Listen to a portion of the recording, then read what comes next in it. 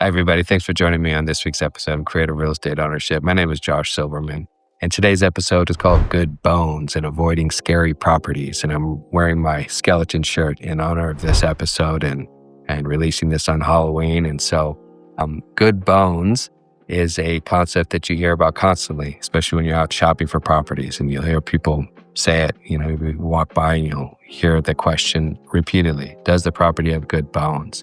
And I wanted to explore that topic in greater depth. What does that mean exactly? And part of creative real estate ownership and buying into very expensive regions is buying properties that are not in perfect condition, right? And so oftentimes you have to compromise in some area, right? And so it's knowing the difference between like a full fixer and a cosmetic fixer, right? And, a cosmetic fixer often being things that you can repair on the inside, cabinets, flooring, that are easier, paint, as opposed to foundation, framing, roof. Which refer to the bones of the property, right? How to identify things that are manageable for you to repair over time. That's a kind of a value play, and things that are potentially too scary, too spooky, right, to get involved in.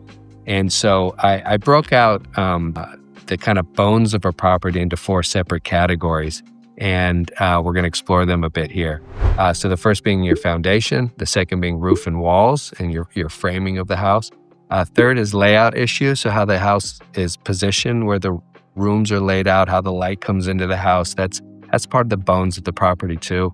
And 4, mechanical systems, your electrical, plumbing, and HVAC systems. Those can be very costly to repair, right?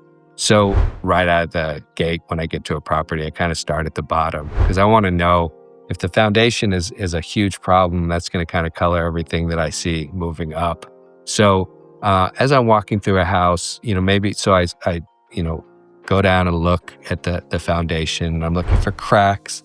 I'm looking for posts that are out of a line. I'm looking for water that may be pooling in the foundation area.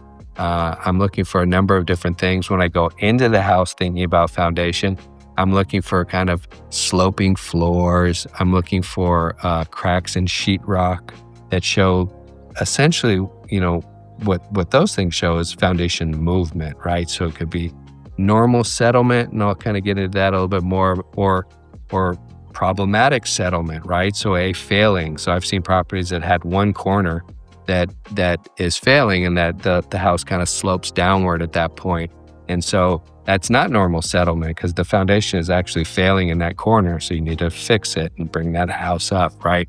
So you're looking for cabinets that are separating from walls, doors that don't close well or that don't close right. So if the house is and so when you're thinking about foundations, you're often thinking about water. How does water move off of the house, towards the house? Does the water go around the house, under the house, through the foundation? What happens there? Is the ground slanted so the water drops off of the house from rain and then moves away from the house? Or does it pool at the foundation and maybe compromise and make that soil too soft and too much settlement is happening? One little tip: I love to see properties in the winter when there's a lot of rain.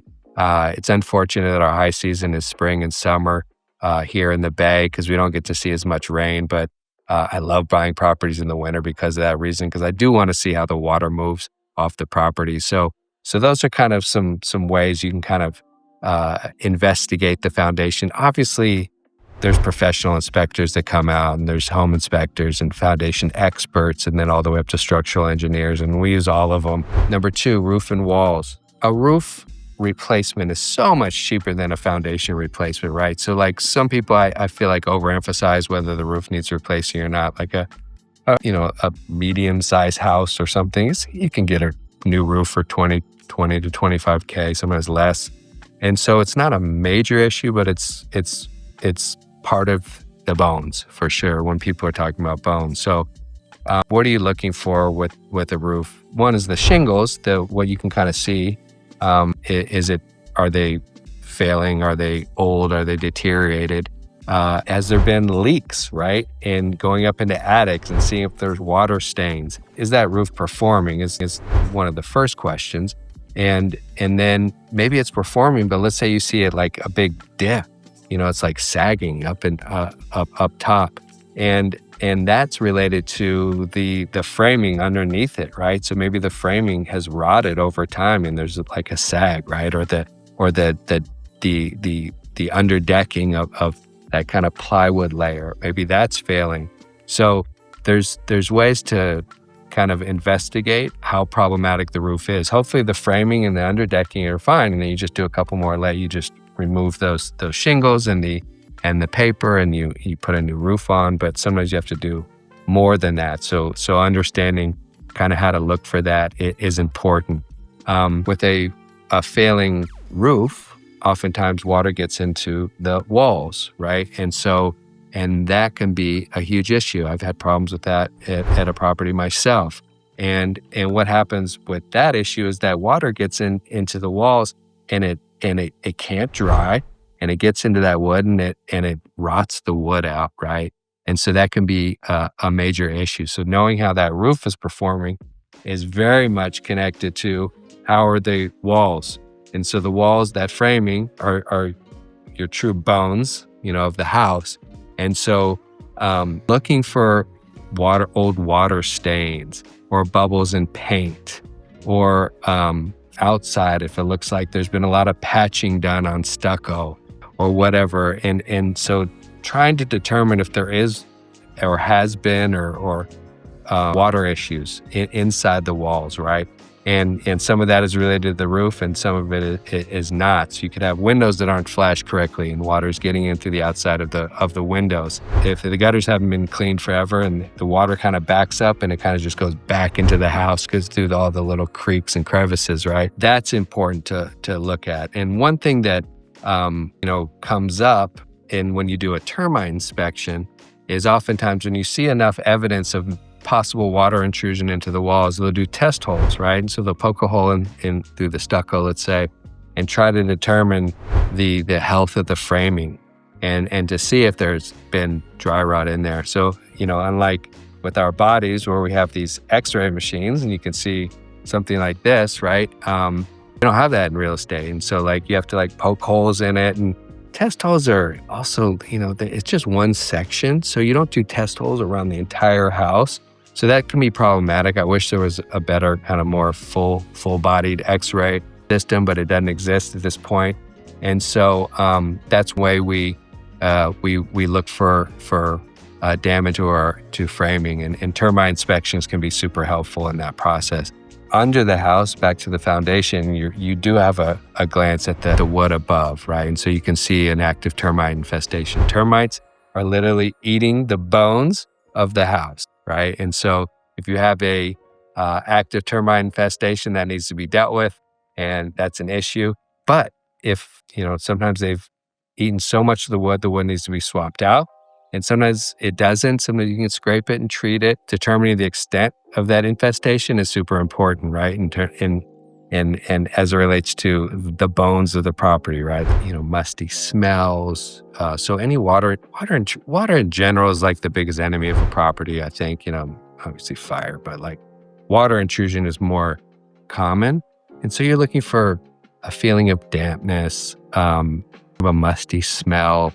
That's indicative of water kind of getting where it's not supposed to be. You look under sinks, you can see signs of leakage there. Again, home inspectors do the bulk of this work. Number 3, layout issues, right? So how is the building situated, right? Is the primary bedroom right in the front of the house, and it really should be in the back of the house? And so if you want to remedy these situations, right, you're moving rooms around, you're moving walls around, and walls are essentially holding up the house in certain areas. Some walls are load bearing, some are not. But by moving them around the house, that can be very problematic. And sometimes as simple as removing a wall that's not load bearing and no big deal. And then sometimes it really is. You're having to run a beam here, and you're needing architectural drawings and permits and whatnot. And so think about bones. It's also how they're positioned. So maybe the wood is in great shape. and the condition of the house is good, but the layout is terrible. And so you're thinking, okay, well, can I reconfigure this house affordably, right? Or am I going to get into a money pit situation? So layout is something that we think about. Like, there's things like light. Like for my house, for instance, the dining room is kind of on the wrong side of the house, and so I don't get good light in the dining room. And I really wish it would have been on the other side. There's nothing I can do about it, actually. I mean, there's not. These are things to kind of think about. Can you remedy them over time? Can you kind of reconfigure it? And if you can, is that cost prohibitive, or is it something you could do? So that's important. Finally, mechanical issues, your plumbing, your electrical, and your HVAC. Those are all expensive to replace. I've updated all of them before. They're not easy to do. It can be costly. It depends how accessible everything is, right? So if you're having to drill into walls, open up walls quite a bit, it just gets more costly. So the HVAC system, for instance, if your furnace just needs replacing, but your ducts are good, that's okay. But let's say you need to do the whole system and your ducts.